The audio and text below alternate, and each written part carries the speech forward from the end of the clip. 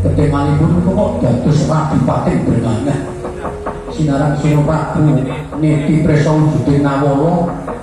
Nawala dipun sebet malah menika wonten setunggaling pawongan ingkang metenteng ngadegaken kula. Sinten sampeyan? Melek mripaku jareng kuping pepatih ing negara Purwacarita aku Patih Joko Urip. Lah kok panjenengan lajeng metenteng? Semule kok nantang kalih kula. Panas atiku, gemeter dadaku, ngepel-ngepel tanganku bareng mirengake pangadikane Prabu Lamanta Ratu Gustimu bakal mlengket negara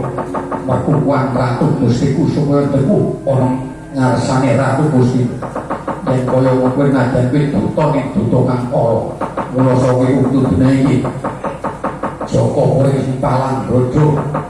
Ratu Gustimu ora ngosonang-menang ora bisa mlengket negara Pakuwan. Ratu Gustiku ora bakal deku marang Ratu Gustimu yang kakek tersebut dengan ini buatan setuju. Monggo kula niki dipun betani Purba Wasisa. Kalau yen kakek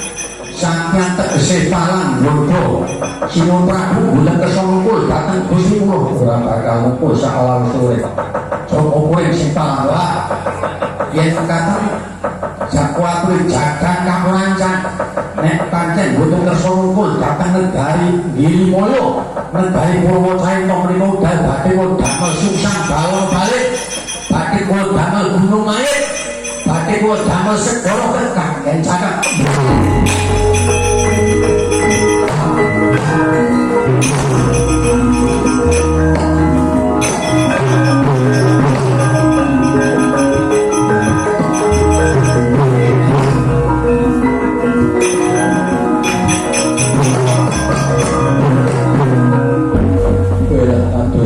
Kakang Resiwan niki namine Tumpu Undung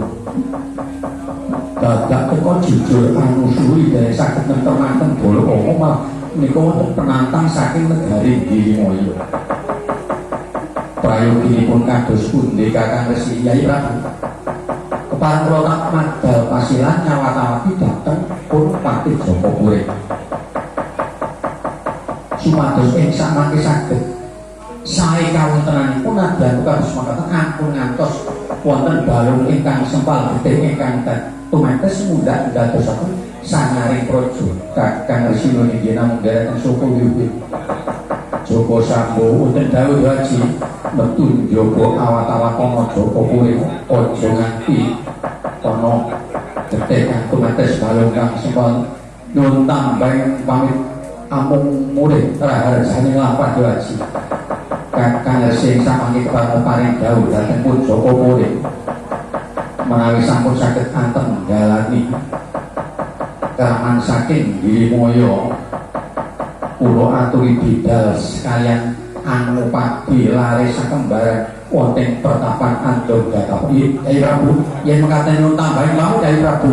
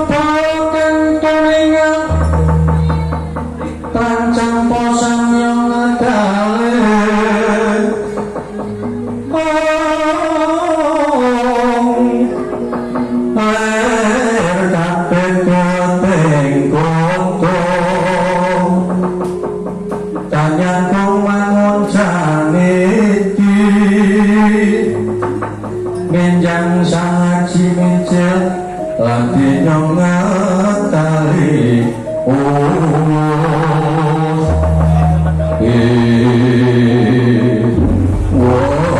percuma dicatat ngapa penting jagat lah orang pangling soreng romo soreng pati kang musatu inggih kula Gusti Pati inggih kula Gusti Pati kula nggih ngadhep nggih ngadhep Gusti Pati toko karo bilo nggih kula nusul iki sore-sorean yo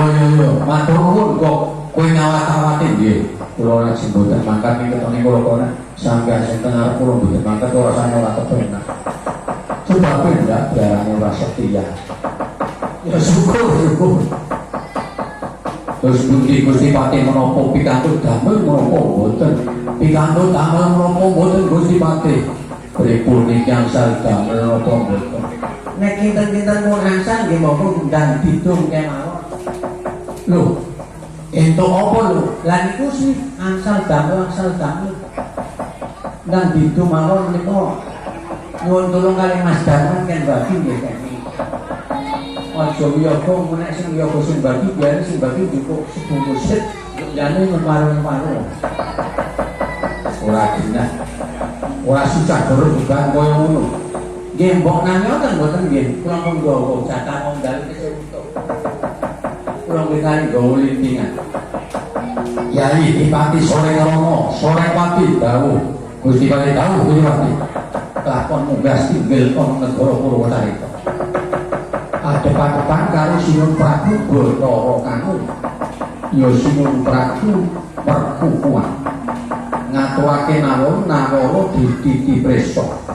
ngerti lamun to surasane ngawur Gustimu ing Girimoyo bakal ngelarake jajahan ratu ing Perkukuan supaya dewu ana ngersane ratu Gustimu lan ratu Gustimu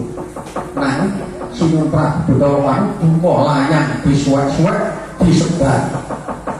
banjur ana pepatih sing jenenge Patih Jaka Puring kuwi takon marang ratune dawuh mengkono Patih Jaka Puring duka karo aku Patih Jaka Puring duka banjur tantang ana singgil pungkasane aku dibundang aku nganti krengkangan metu njaba la ilaha illallah Muhammadur Rasulullah iku mau pun disukur apa dereng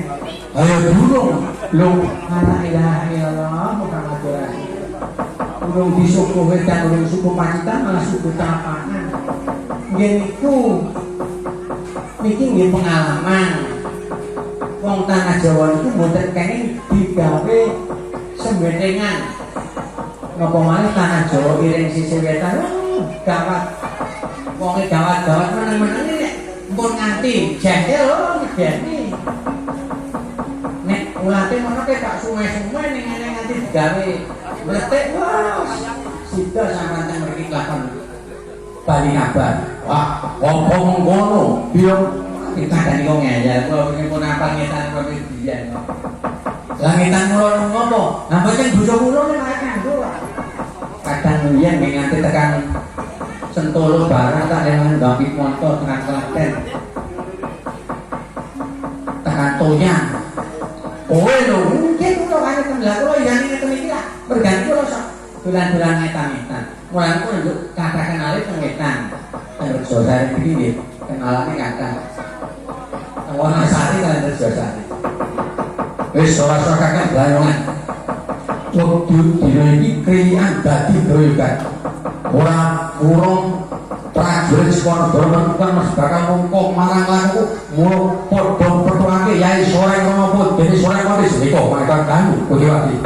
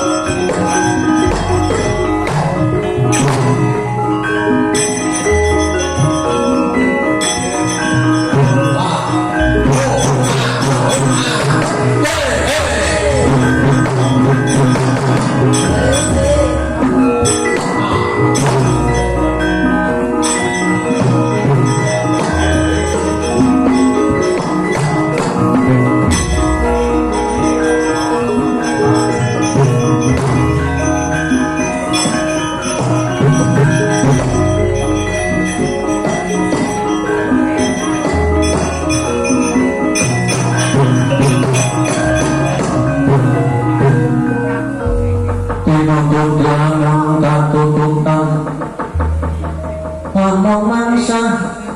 pangirote kaya samya makuting rananggana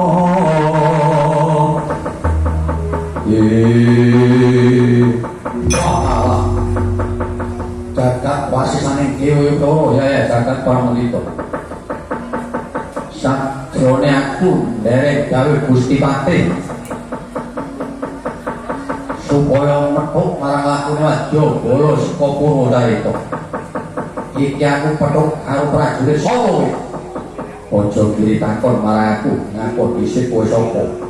andel dalem saka negara Girimaya aku Dipati Soreng Rono wajine kaya petuk perang kowe sapa andel dalem negara Purwodarita aku Raden Jaya Sambo kowe Jaya Sambo ya manut kalebu kowe tak rangket tanganmu tak krincung sikilmu ayo padha ndheku ane negara Girimaya kalebu ratu Gustimu supaya ndheku teluk marang ratu Gustiku Sinu Prabu Bathara Esa ya Sinu Prabu Dewa Esa aja bareng-bareng bicaramu nek pancen kowe bakal ngelukake Wadyabala ya kawula negara Mekukuan Joko Sambo ora kasipatan wakalah ngabangake kuping suaramu obang nek ngono ora wedi karo Dipati Soreng Rono apamu sing karo dhewe maju bonarsa kowe Jawa Sambo nengno sastra jendramu antepen jaya kawijayamu candhak gremet dadi gabung itu bedhek dasmu